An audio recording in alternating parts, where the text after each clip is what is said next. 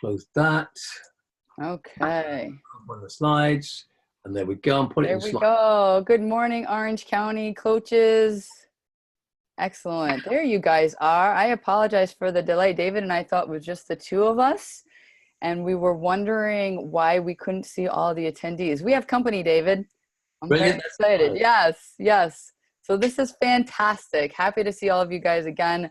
We rebooted the webinar because I thought that there was some technical difficulties on our side, but happy to see that that is not the case and that all of you guys are here. And looking forward to dive in with David. He has generously been sharing his time with us today.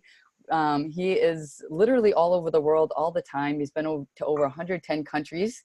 He is one of the original, the OGs, as we like to call it, last man standing from starting, the coaching industry in the 80s. So he is a wealth of knowledge and experience. We're so thrilled that he could join us today. He's got a wicked sense of humor, and which you'll see if he shows you his tie that he was going to wear today, but he just declined. And his one of the many exciting things that he is working on is he is looking to get over 5 million school-age kids into coaching and mentoring. He was part of the original people who founded the European Mentoring and Coaching Council. So that is one of his big, big passions. But today he is here with us to talk about the PERILL coaching model for working with teams. And we're almost all here. I'm going to have David take over shortly, and I will monitor the chat and the question and answer. So please, as you guys have questions, feel free to jump in there, and I'll keep an eye on that as we go through. Okay, so for those of you who have trouble muting, there is a mute button in the lower left corner. And without any further ado, David, I am so happy to have this turned over to you. I'm going to stop my video so we're not distracted, but no, I'm right here if you need me. Thank you very much indeed. Okay, well, I'm going to go straight into it and open up the topic. Team coaching is definitely a vogue at the moment. We're seeing a vast expansion of coaches wanting to take their practice from one-to-one into team coaching. And in Europe, it's one of two trends. People, very experienced coaches, become supervisors, and I gather we're beginning to see this in the States as well. Or the alternative is to become a team coach. And the reason it's in is firstly because organizations really have to have teams delivering. In order to live the organizational purposes, they really do need teams. It's almost impossible for any modern organization to perform and to survive if it doesn't have really good teamwork.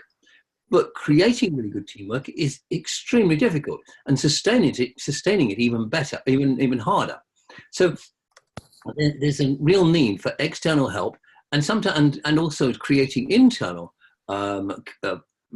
resources to promote of team coaches to make those teams really work well. What we notice is that just because you've got a bunch of individuals who are very high performing doesn't necessarily mean that the team as a whole is performing extremely well. In fact, quite the opposite can be the case, because if you've got a bunch of prima donnas, they actually tend to act against each other. They don't share information, for example. And so what we find is many of the systems we have in organizations, particularly relating to reward and how we actually ascribe performance to individuals, undermines the overall performance of the organization. We're also finding that one-to-one coaches, if you are trying to go beyond the basics of one-to-one coaching, then you do need to get an understanding of clients in their systems. In fact, many of us would say that you can't actually coach somebody properly if you don't take into account the systems of which they are a part and the systems that they influence. And so, those systems would include, for example, their relationship with their team, their relationship with their boss, and so forth. So getting an understanding of systemic dynamics of coaching is important in advancing your coaching career, but equally that then enables you to work with team dynamics, because team dynamics are an important part of individual dynamics as well. So what we can, let me just move on, there we go. Yeah. We have to be clear what we mean by team coaching. So team coaching is not team building. Team building is about helping people to get on well together. It has very little relationship to performance, both in the literature and in general practice. Team coaching is not team facilitation either. Facilitation helps a team deal with a specific problem that or issue that it's got, and then the facilitator goes away. Team coaching isn't about strategy away days. They're very helpful, but the strategy away day is about, again, coming up with something practical. It's not about actually improving the way that the team thinks, the way that the team link together. And team coaching isn't coaching the members of a team individually, although it can form part, or rather, coaching the teams individually can form part of a team coaching assignment. When we actually look specifically at what team coaching is, we can find two things that underpin it entirely. One is that it is with the entire team collectively. So it's addressing issues that are important to the team as a whole, and it's and where they all come together and take collective responsibility for it. And the second thing is it takes a coaching approach. David, excuse me, can I interrupt you? Can you put your screen like a full share? Oh, is it not? Because at the moment it's half. Yes, please. How do we do that? Let's go in screen, use slideshow. Try that. Full screen? Yes, perfectly. Thank you. And any questions you guys have, please type in a Q&A or any concerns on the chat box. We would love to answer anything you may come during this session. Thank you, Dave. Keep going. Thank you. That's great. Fine. Thank you. So it's not what team coaching is. It's about coaching the whole team collectively, or it's about working with the whole team collectively, using a coaching style of questioning and raising awareness within the team of its own dynamics so that they can make better decisions. In fact, there are two fundamental questions in team coaching. One is, what do you think is going on for this team at the moment or in this context? And the other one is, what do you collectively want to do about it? And if we define the intent of team coaching or being a team coach, it's actually to help the team become competent at coaching itself. So we make ourselves obsolete by breeding into the teams through working on key issues that they face, the capability of managing the coaching process for itself. So we're building capability as well as improving performance. So if we go on to the next slide. There we go. So here's two perspectives, which you'll see are quite different. So this is an older definition of mine, followed by an even older one by somebody called Alison Hardingham. So in the first one, it's a learning intervention designed to increase collective capability and performance of a group or team through application of the coaching principles of assisted reflection, analysis, and motivation for change. And the second one is enabling the team and also the individuals within it to develop. The focus of development tends to be on development itself rather than on success. Now, in reality, what we're finding increasingly is that team coaching, when it's effective, is both of these things. It doesn't actually help the organization if it doesn't have a focus on performance. But if it also doesn't help the people to grow, then it's just solving a problem somewhere. So we're falling back into facilitation. So it's these two areas of improving performance and growing the people. And putting those two things together, that's what makes team coaching so powerful. When we look at the difference between them, well, we've got a number of things where coaching individuals and coaching teams differ quite significantly. So the first one is confidentiality. There are things that people are prepared to say one-to-one to a coach they would not wish to be said in front of the rest of the team.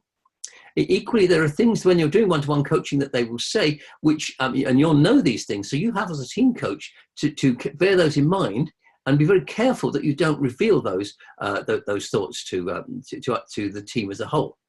It can be a real game of Chinese walls. The way that people think and decide too is very different. If one sort of stereotypes, when you've got a typical team, you've got extroverts and introverts, you're discussing a particular issue, and the extroverts have all decided what they know what the answer is, and so they want to get on to the next item, whereas the introverts are all thinking, no, we've still got a long way to go before we're really happy about this. And what you find is in front of you, the team is breaking into two, and it would tend to go with whichever party the team leader is in. Now, what we're doing here is creating real problems, because if we say no, we'll go with the extroverts, then all the introverts are going to feel shortchanged and want to change things afterwards. If we go with the introverts, all the extroverts are going to get out their iPhones and start sending text messages. So what we do as team coaches is we send the extroverts off into another room to think about all the things that could go wrong. And that takes all the pressure off the introverts, the people that remain. And by the time we put them back together again in half an hour's time, we find that they come together very closely. But the way that people think and how people think will be significantly different.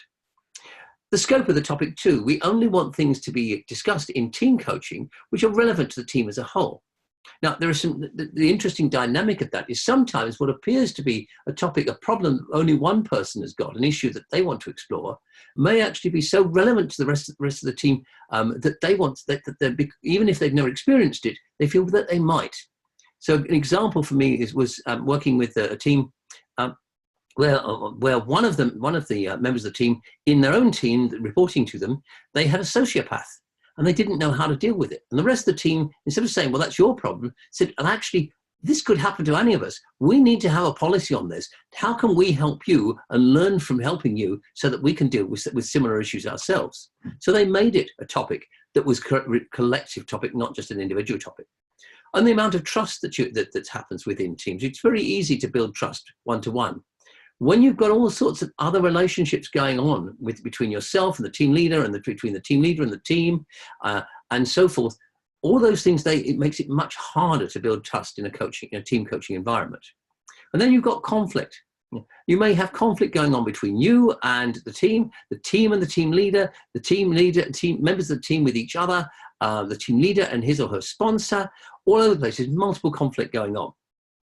The one thing that we find sometimes that novice team coaches experience is that the one thing that unites a team in conflict is when you press and challenge them, they all come together and unite and abandon their conflict so that they can all focus on hating you. And that's a phenomenon that once we've all experienced it, we learn never to allow ourselves to get there again. So what do we mean by performance in terms of a team? Performance can be individual or it can be collective. Performance can be defined by all sorts of people.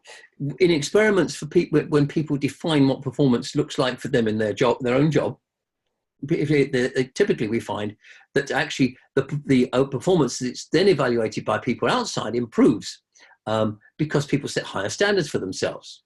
They're more honest with themselves about it too. And over what time period?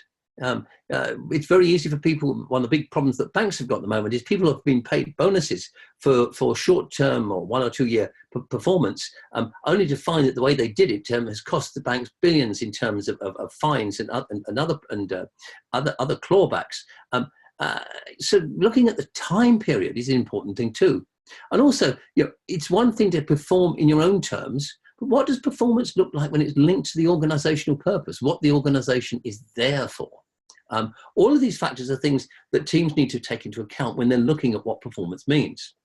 So if we look at the three things here, performance is about improvements in how the team functions now and in the near future. Capability is how it's going to continue to perform. So building our resources and our knowledge and our competence for the future. And capacity is about how we achieve more with less. And I owe the last one, the capacity one, to my good friend, Peter Hawkins. Let's move to the next one. A great American academic called John Katzenbach did some studies where he looked at what a high-performing team looked like. And he found these 6 things. So it's a real team. People know who's in the team, who's not. It's got a compelling direction, which means it has a purpose that is shared by the people, by everybody within it. It's got the right people with the right talents to do the job. It's got a proper team structure. It's of a size that makes it workable. Various experiments indicate over the last 120 years have indicated that the teams begin to become dysfunctional once they get over 8 people. Now, in some experiments, in some of the .com, for example, we began to see that you can have much bigger sized teams, but only when they break up into much smaller teams that constantly communicate with each other. You've got to have a supportive organizational context. It's obvious that if you plant a seed in a hostile environment, it's not going to thrive. And then competent team coaching came out of John's work as well. So team coaching by outsiders, team coaching practices. So people would take a coaching mentality or approach to each other and to their direct reports and to the issues that they face. So they thought in a coaching manner. Then along came a guy called Shampoo, and what a wonderful name it is. So Shampoo found these 6 things, and you see some commonality. But he found the characteristics of high-performing teams were having a high level of trust, a high level of respect, commitment to a clear and common purpose. So that's the same as the sense of direction, willingness and ability to manage conflict, focusing on results, so performance orientation, and alignment of authority and accountability. Now, both of these authors, and there are many others that have done research into high-performing teams, have been careful not to say that if you create a team, or if you want to create a high-performing team, you have to you create all these things, you would therefore immediately become high-performing. The cause and effect correlation is not that clear. But what we can say is when we look at high-performing teams, these are the kind of things that these 2 pieces of research found. Now, here's a study from a large-scale American-based .com, which I did a study with a couple of years ago.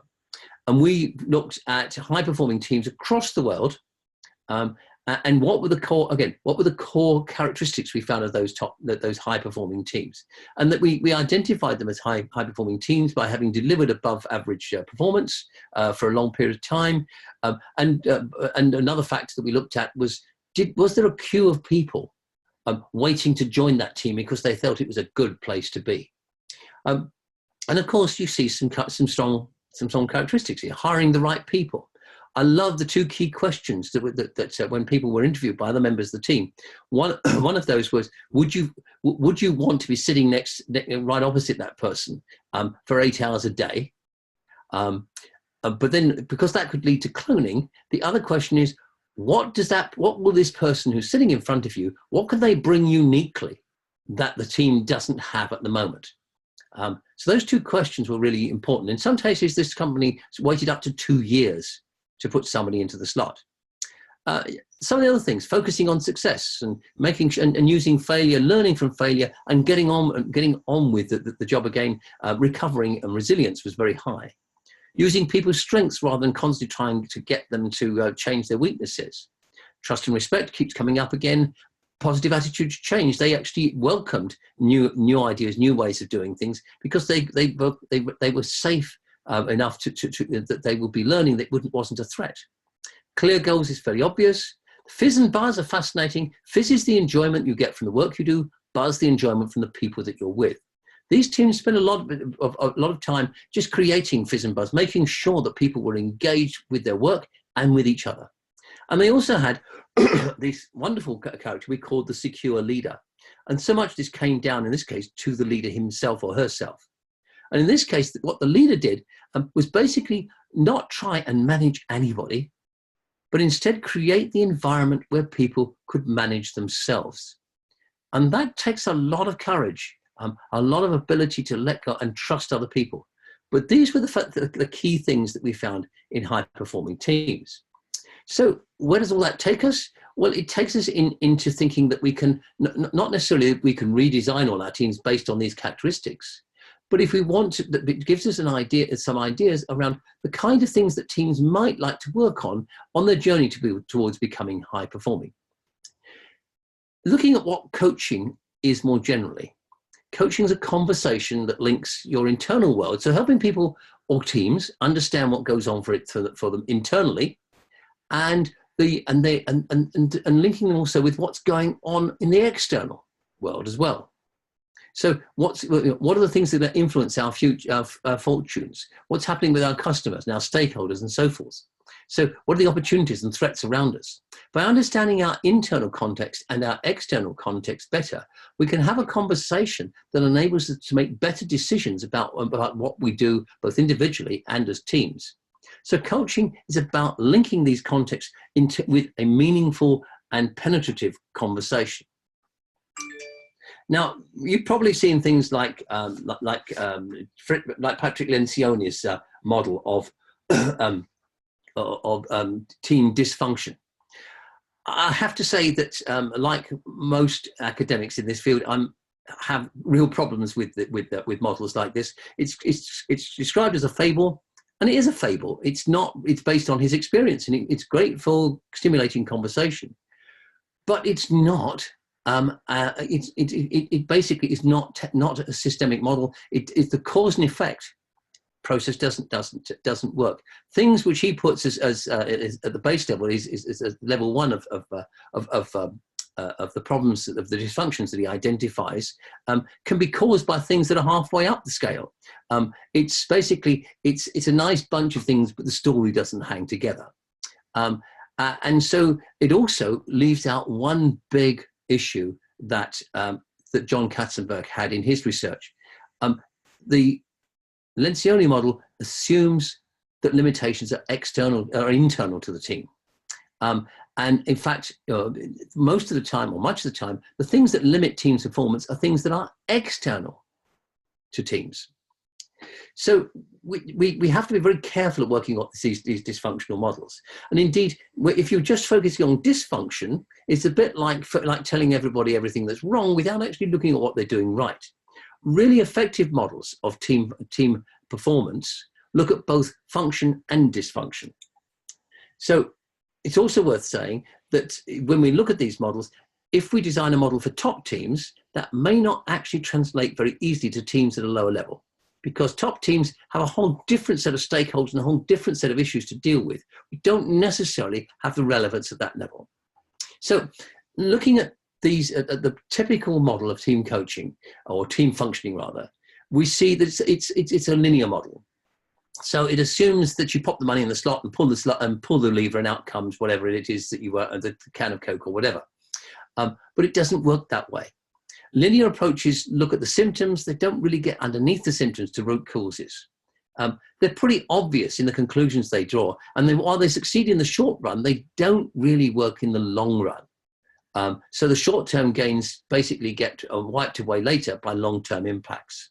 They often have negative consequences without intending to. And if the problem recurs in a linear approach, because things have moved on, we don't necessarily see the connection to how we've caused it. And so many of the issues, the issue of plastics in the ocean is a classic example of great, let's produce loads of plastic bags for hygiene reasons, but now of course we're killing off all the wildlife in the oceans. The connection, you need to see the complex system in action in order to understand the consequences that you're creating. So taking that a step further, linear thinking versus systemic thinking. When you're thinking linearly, you're thinking about fixing problems. When you're thinking systemically, you're understanding the context first. Linear approaches maintain control, whereas systemic thinkers try and empower and enable people. Linear systems look for nice, easily implemented, discrete solutions. Systemic thinking looks for interconnected solutions. Linear thinking has predictable and predicted outcomes. We want it to be nice and straightforward. With systemic thinking, it becomes much more complex, and outcomes are often emergent, evolving, and constantly changing. With linear thinking, we've got static processes of procedures. With systemic thinking, we've got evolving ones. Similarly with the communication, it's hierarchical in linear systems, but it's completely unbounded. It can go in any direction with systemic thinking. And whereas linear thinking tries to create some certainty, systemic thinking actually encourages us to live with uncertainty. Now, we talk about being in a VUCA world. A VUCA world needs systemic thinking. It needs us to be working in the right-hand column and not the left-hand one. So we can look at these systems. They can be internal systems within the team. They can be external systems, or they can be boundary crossing. They can be partly internal and partly external. But whenever we look at a team, we find and we try and map the systems of which it's a part. We almost always end up with dozens of systems of where it influences the world around it and the outside world around it influences it. So out of all of this, we did some major studies trying to understand what is it that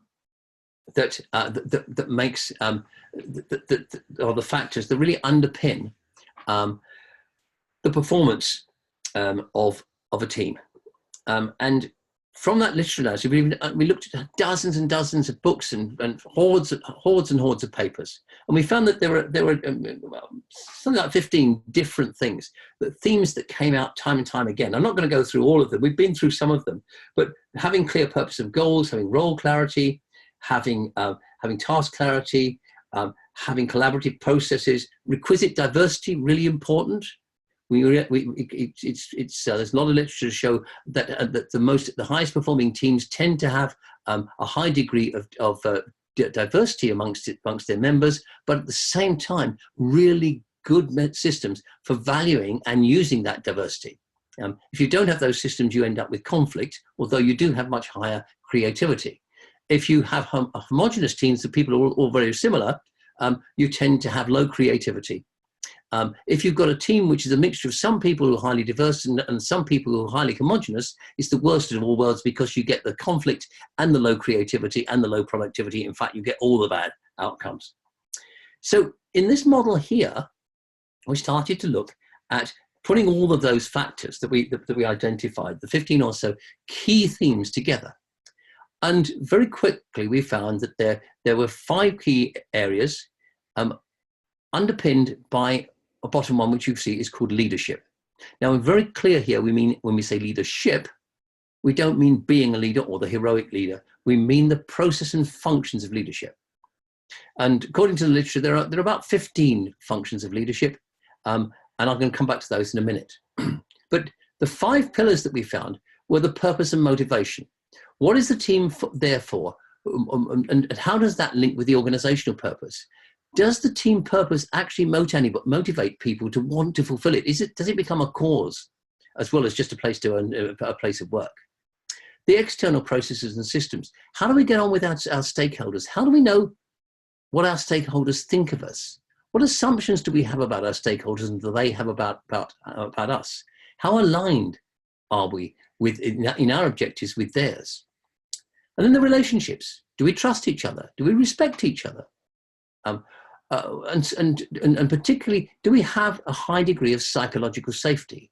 Multiple studies show that psychological safety is closely aligned with high performance. And the internal processes and systems. How do we make sure that the quality of what we do? How do we make decisions? I find it almost never have I found a team that's able actually to decide to define how it makes decisions. And then the learning processes. And the critical question here is very simply, how do we make sure that we are either learning and evolving and changing and adapting at the same pace or faster pace than the world around us, rather than being left behind by change? So how does the team constantly adapt and learn? And these 5 issues with the underpinning of leadership, after multiple experimentation, it becomes clear that these are the things that teams can very easily associate with and begin to look at and say, okay, what is functioning and well and less well in our team? But that so far is a linear process. So when we take it to a complex adaptive process, we put it into this nice simple model. And basically, if this was if we were able to represent it, this would have 5 dimensions, which we can't do. So we've got a 2-dimensional model here representing this complex adaptive system. Everything in green is a positive interlink between 2 items or 2 of those pillars in the previous slide. So if you've got a positive purpose and motivation, if that's all working well, and you've got really good ways of listening to and engaging with your stakeholders, you tend to have an alignment of values with them. And that means that they're likely to give you the resources that you need to do the job. On the other hand, if you have a negative purpose and motivation, or negative external facing processes, your stakeholders just are unlikely to know what you stand for, and therefore they're not likely to give you the resources they want. They're not likely to enhance your reputation, and so forth. Each of these things has a positive and a negative aspect to it, and we can look at, and in each case we can basically enable a team to identify where are things working well and where are things working less well. And when we do that, we can see that we can try and look at the interface between between each of these elements, these pillars, if you like, where they're working, where they're supporting the high performance and where they're not. LQB in this model is very specific. It's basically the leadership qualities and behaviors, and this is the the function of leadership. How does leadership change or put these things for the positive? So how does it affect it so that you get a strong positive or a strong negative outcome? Now, I realize that the model, that this diagram it looks complex, but if you just take it as every one of those things, those 5 areas is moderated by the quality of leadership, and they all interact with each other. What we're looking for is what happens when one of those pillars interacts with the others. Does it come out as a positive thing for the team or a negative thing for the team? So we take them one by one very quickly. The purpose and motivation. Do we all share the same narrative about the future? Where do we get our collective energy from? What actually makes us want to get up and come to work in the morning with our colleagues? The goal alignment. Are we all aligned on what we want and where we go and how we're going to achieve it? If we are, we've got high collective performance. If we're in any one of the other boxes in this diagram, we're going to be underperforming. And most teams that we encounter seem to be in this stage. There was a recent Harvard Business Review report looking at strategies and strategic alignment in companies, which found that even at the very top, there's very low levels of strategic alliance about what the priorities for the business, or the strategic priorities for the business are. That's really worrying. As we get further and further down the organization, it gets worse and worse. Looking at the external systems and processes, how can we better understand and respond to our stakeholders? How do we behave towards our stakeholders and other outsiders? What's the language we use when we talk about them to colleagues? And then in relationships, how can we build better trust? How much collaboration do we actually need? What's the interdependence between people? Can we take real accountability for each other's well-being, development, and performance? How do we make diversity a real positive driver for performance rather than something that drags it down? The internal processes. What's the story we tell ourselves about our team? Are we really welcoming of change? And how do we improve our decision-making in the team, avoiding things like the sunk cost trap, where you put so much money in the slot machine, you've got to put some more because eventually it's going to pay out, but it never does. And the learning, what helps and hinders the learning within the team? How does there's different types of team learn? What can we do to increase the quantity and quality of learning that we have? And one of the things that comes into this, if we have something, we enable people, or we encourage teams to have a team learning plan. So you have the individual learning plans, but you build around it a team learning plan that encapsulates all of the learning needs for the team into one document, where people can take responsibility for supporting each other's learning. Oops, I'm sorry, jumped too many. And the leadership issue, how do we get the kind of leader that the team needs? How does team coaching work in teams with distributed leadership? How do you support a weak leader? In one of the studies that we've recently done, we've looked at the functions of a team leader based on previous work, previous research, or functions of leadership. Let me be more precise. And what comes out of this is virtually all of the functions, the formal functions of a leader, can be distributed to a significant extent, if not entirely, to the team itself. The number of things that the team leader actually has to retain in their own power, if you like, is remarkably small. And there's a whole negotiation there between how does the team take responsibility for self-leadership. That's a whole big area for team leadership. We've talked about the secure leader. This is just a recap on it. They don't feel the need to control. They enable people to manage themselves rather than manage them. They don't need to know everything. Their big thing that they do there's a leadership function. They protect the team from distractions from outside. They align people with the goals. They welcome feedback from team members. They go out and ask for it. They focus on their own development, and they really care about the team goals, but also about the team members. And I love this one. They are aware that they too are a work in progress, and they're fully comfortable with that. We don't meet too many leaders like that, but when we do, they're great people to know. When we look at the core traits of great leaders and coaches, we found that there are 4 things that underpin that. The same characteristics for both leaders and for coaches. Compassion is the first one. Really caring about people, but also having self-compassion, because if you can't forgive yourself, how can you really forgive other people? Curiosity, being really interested in other people and how they see the world and how they tackle their issues and their work. The courage to say the right thing and to challenge at the right time. And the connection, being able to link, to see the connections between things, but being part of the connection, being part of the networks that enable the systems around you to function most effectively. And when we put all this up, we help people to, we basically have a diagnostic that sometimes people can use. But basically what we want to do is to enable the team to really think about itself and identify what are the areas that we want to work on. It's not for the team coach to say, this is really important, you should do this, but go with the team's instinct. What are the 4 or 5 things that we most need to change? And which of those 5 pillars do we need to address in conjunction with each other in order to make that happen? And how do we change the way that we lead in order to support that process? Now, I'm being very careful in the words that I choose there. It's not what does the leader have to change, it's how do we collectively manage that leadership process, or the functions of leadership, in order to achieve what we need to. And I think that's the point to stop.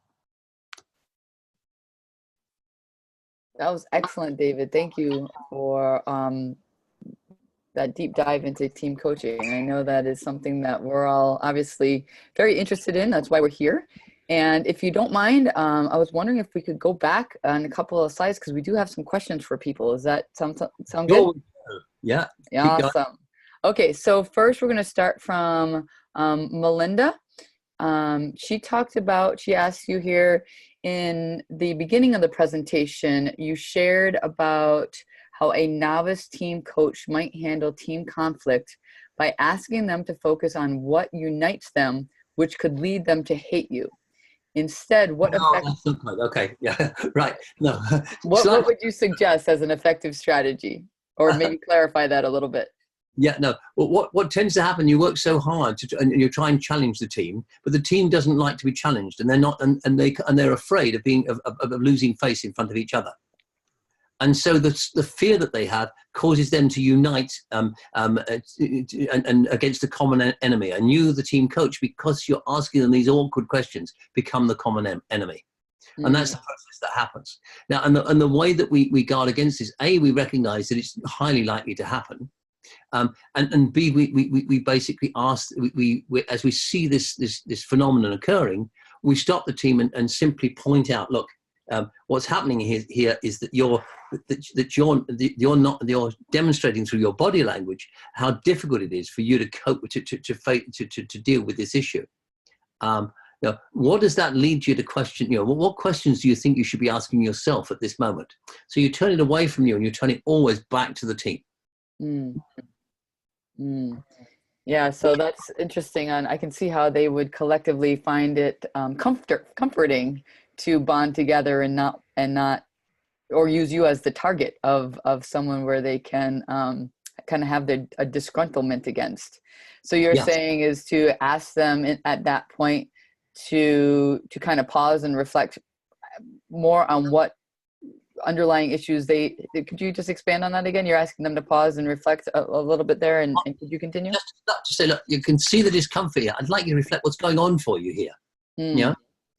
And what that might tell you about why this team, about some of the other issues that this team is facing, that make it difficult for you to have the conversations that you need to have. So you really, dive into some sensitive points in that situation sometimes. Yeah. Okay. Sometimes that's what a team needs. Well, many times it's what a team needs. Yeah. Not going to grow without some discomfort, right? And so, excellent. Okay. I hope we call these things OSMs, by the way.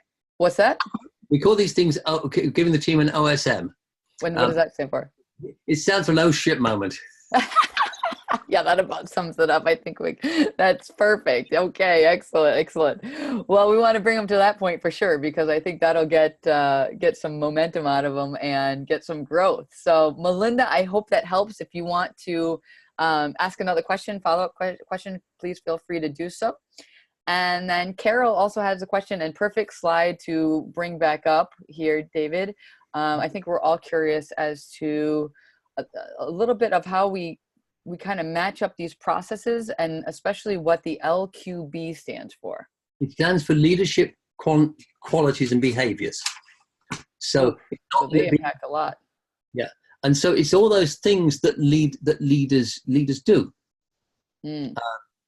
So, for example, let's take the example. You've got a colleague who's got a particular behavioural trait. He or she goes off the point frequently, and rambles, and nobody likes to be rude enough to say, look, shut up. But and what typically tends to happen is it gets left to the leader of the team to actually intervene and tell them and tell them to do so. Yeah. So, but the team as a whole can take responsibility for that. And one of the ways we do this, that we make fun, I mean, we could do this and make it fun, is to choose with that person, because they'll know that they do this, and say, well, let's find a symbol, something that we can use, that we'll just have around in the meeting room. And when we think that you're going off on one, we'll just put the symbol in front of you. Cool. And of course, it makes it jokey, but they recognize that behavior. But the team as a whole has taken responsibility for that. They've not abdicated it to the leader.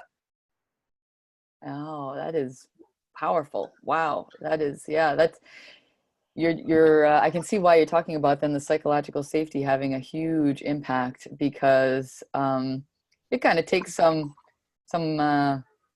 it takes some initiative to be able to be safe enough and trust each other that you're not going to hurt this person's feelings by putting something in front of them, but you're actually okay with helping each other out and understanding that it's helpful, not hurtful. Yeah. And typically what we'll do, a team will come up, these are just examples in the model that you've got there. The team will come up with the issues that it recognizes. And there are various techniques for which you can do that. But then the team itself decides the ones that it wants to focus on and work on. Oh, I gotcha. Yeah. Okay. So these are examples. They actually come up with stuff that's really pertinent to their situation. Yeah. Got it. Excellent. Okay. Let me see what else we got here. I know we had a couple other more questions. Thank you, Vanya, for putting that in the chat. This is a two-sided question. What were the 15 points of leadership, and can you share more about how you support a team in making decisions? And those might be intertwined. Okay. They're two different questions. There is I spent months trying to search for any kind of academic research that really identified functions of leadership. I've eventually found one. And we do have a paper about that, and I can share that with you probably afterwards. There are two kinds of activities, and one of them is that comes to mind is one that it was found in the .com study, that I did was protecting the team from outside destructions, interventions that may interfere with its ability to perform, for example. Mm-hmm. Others relate to finding the resources that the team needs. So, and others relating to motivation, for example. But relying, we need a team leader who will motivate us. That's abdicating responsibility. You know, people are big enough and should be big enough and adult enough to motivate themselves if the environment is correct. Yeah, I love that. Getting the people involved to take responsibility. I think that's a huge. If a leader can actually do that, that's serving their team better than taking responsibility for every one of these points here. It's more powerful, I think, when the leader can get everyone involved to then take responsibility. And I'm sure that's where some of the coaching comes in. Absolutely. Yeah. Excellent. Excellent. Okay. Next question. Can you share more about how you support a team in making decisions? Yes. The first thing is to identify how do they make decisions now, and they usually can't tell us.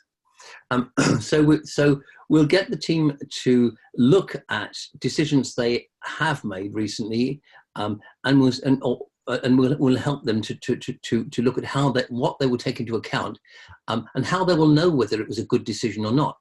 I find it remarkable that teams can't even tell you what proportion of the decisions they made over the past year were good decisions, and which on reflection, and which were poor ones, or in between. You know, how do you rate the quality of a decision? So we help them to think about how they will do it. And we don't try and impose a specific methodology. We let them find their own methodology, but we do at the same time direct them towards the massive literature on decision-making traps, for example, and decision-making processes, so that they can take into account a much wider range of issues. One particular area that we do look at is the ethicality or ethical decisions. And so, how do you make sure that the decisions you're making are morally and ethically sustainable? And so there's a whole range of tools and techniques that the team coach can use to help the people within the team to develop that kind of ethical resilience. So they're asking the right questions at the right time to stop them getting into unethical practice.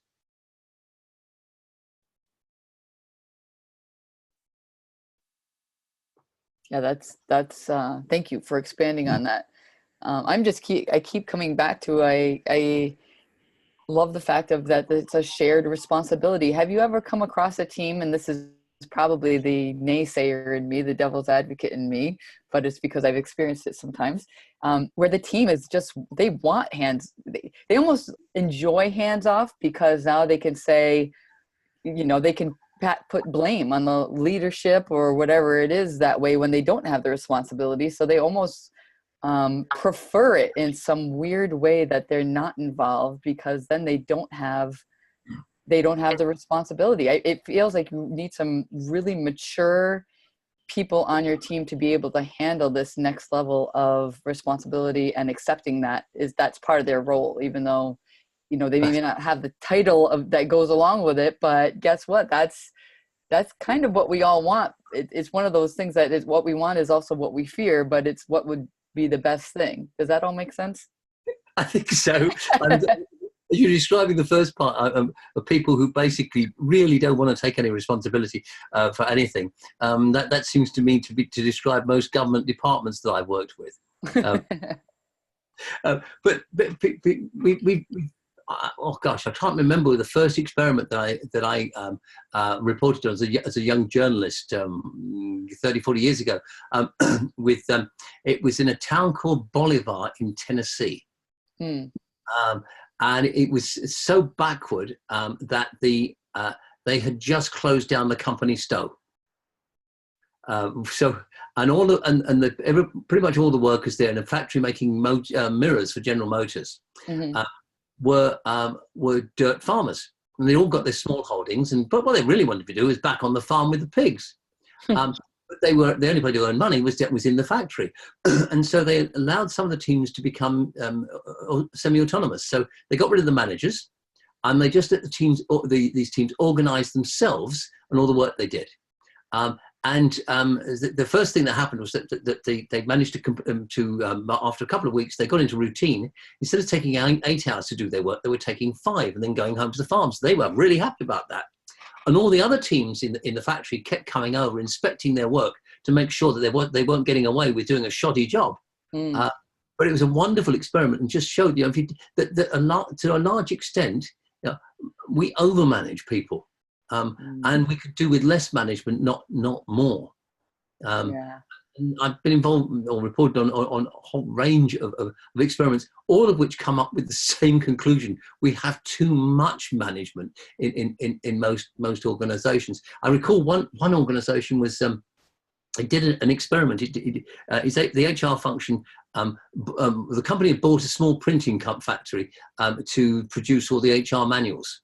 And so they thought they would use this as an experiment. And anyway, what they did, they set up 3 teams of leaders, of managers on a program, and they said, "But you're each going to have a team to work with," and the teams of workers were brought in from outside, from the people who are unemployed, and they subcontracted work from these printers. And one team was told to work as you normally would, so very much command and control. One team was told, well, look, you're going to be in a consultative style. So what you're going to do is you're going to have a meeting, and you're going to explain what you want, and you're going to pop in every now and then, but you're going to basically let them get on with it once you explain what they want to do. And the third team came in once a day, asked, "Have you got any problems? Do you understand what you're supposed to do? Right, that's great. We're off to the pub. If you want this, you can give us a call and we'll come back." I don't know, they actually did go to the pub. I'm sure they did other things as well. But not, you can guess which of those teams had the highest productivity, can't you? Mm-hmm. The hopeful person in me is hoping that it's the last one who would. Absolutely. That's great. Hands down, way above the other 2. Wow. And of course, yeah. That's great. I love that story, and the company that did it tried to bury it deep because it was not the expectation that they had. The training organization got into deep trouble for that one. That's hilarious. What other questions have we got? Okay, this is from Melissa, and she wants to know, how does the use of competition within teams or across teams support or reduce strong teams? I think competition in the sense we normally do it. So if it means that one person wins, another person loses, competition always reduces the quality of team functioning. But you can have competition in ways that are productive. So one of the things we often do, we have I'm trying to think of a polite way of putting this, screw up of the month. And in the screw up of the month competition, there's a prize for the person who brings to the team meeting the best mistake. Love it. And it's not. And what they've given the prize for is not the fact that they've made a mistake. It's the learning that they have extracted that from that mistake and are able to share with the rest of the team, which will be so that it will be useful in the team's own learning. It's great. That's great. I think that's fantastic because, it takes the stigma off of making a mistake where everyone's so worried about the fact that they made an error and that they're going to be, shunned or looked at differently or judged. And the errors are the best thing ever for learning. Yeah, other teams have reward systems and it is a sort of competition for for the colleague who's been most helpful to them. Positive kind of spin on it. Yeah.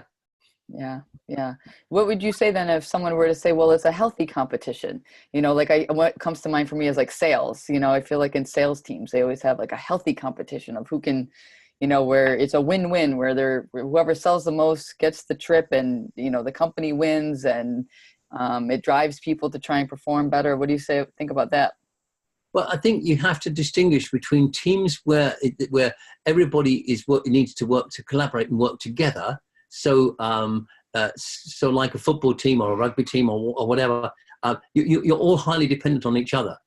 And that kind of competition is destructive.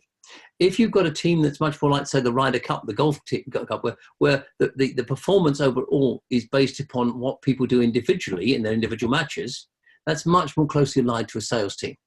Yeah. So you have to look at the kind of team and say what kind of reward system would be most effective in this. But even within sales teams, making the collective reward a bigger part than the individual element leads to a different set of behaviors. And what it means is that people actually give each other support. So if you've got somebody who's not performing too well in their sales, the others will rally around them and help them and coach them. And generally, so to bring that person up, so the overall performance of the team improves. Yeah, that makes sense. Wow, David. Well, we actually still have more questions here, but I know we're also coming up on time. So, what I would like to do is just kind of wrap up a little bit. And if David, if you want to answer a couple more questions, that's great. But I also want to be mindful that we're already coming up here at the end of the hour, and you've been really teaching us a lot here as far as leadership and teams and how they are so dependent on one another, and want to thank you for that. Well, I'm very happy to answer other questions. If you want to send them to me, I'll do a written response to people, so you can circulate that. That would be lovely. Thank you for that. And for those of you who are curious about the slides, David's recording here of the PERILL model will be available to you once you fill out the survey that we will send out post this webinar to get your feedback. So we'd love to hear feedback on the survey today. And then you'll also get a link to the recording. We'll also send David the couple questions that we didn't have a chance to get to today and get those answered to everybody. Also, we want to let you guys know that we have coming up on April 16th is our last book writing webinar. Also following that is ICW Week, International Coaching Week, will be a huge celebration. It's a global celebration for all ICF. We're going to have a webinar on our usual time that Tuesday. We're also having a diversity webinar, which is a special event on Wednesday, and it will culminate with our live event on Thursday, May 2nd at the DoubleTree in Irvine by the Spectrum. All of that stuff can be found on our website. Just go to icforangecounty.org under the events tab, sign up, and please love to see you guys get engaged and take advantage of the wonderful programs that we have this month. Thank you, David, again for your time. Good luck with the 5 million students to get coached. I think that's a great goal. Can I make a request? Of course. Yeah. So if anybody's interested, I'm currently doing a piece of research. It's a very short survey with just 6 short questions on the subject of when should coaches turn down assignments. Ooh, that is discerning. Would like to take part in that very short survey, please just send me an email and we'll give you a link to it. But it's I think it's one of the more interesting surveys we've done for a while, and we can find zero literature on that topic. Wow. I think that's super insightful for coaches to take a moment and reflect and participate in that survey. What's your email, and where else can they find you? Okay, you'll get my email is david@davidclutterbuckpartnership.com. Okay. And is there a website or anything like that they can also follow you on? davidclutterbuckpartnership.com. Perfect. Okay, that makes sense. Excellent. Well, coaches, I encourage all of you to take part in that webinar. I think it'd be a very interesting reflection for all of us to lean into, because it's so tempting to take any coaching assignment that comes across your table sometimes. Says David, you're smiling, so I know you know that that's part of the temptation. And thank you, Vanya. All of David's information here is posted in the chat. Please take a screenshot. We'll leave that up for a few more minutes, or expand that up, and you can take a screenshot of it and you know where you can find him. And David will be here in September in the States visiting us, right, David? Absolutely, yeah. Looking forward to it. Excellent. We are too. And you'll hear more about that visit as well, you guys. Thanks so much, David. Have a fantastic day today. Thanks for your time. And coaches, go out and make it a great day. Thank you. Bye, You're welcome. everybody. Thank you. Thank you, Dave. Was fantastic. Thank you, everybody, for joining. Bye then. Bye-bye. Thank you, David.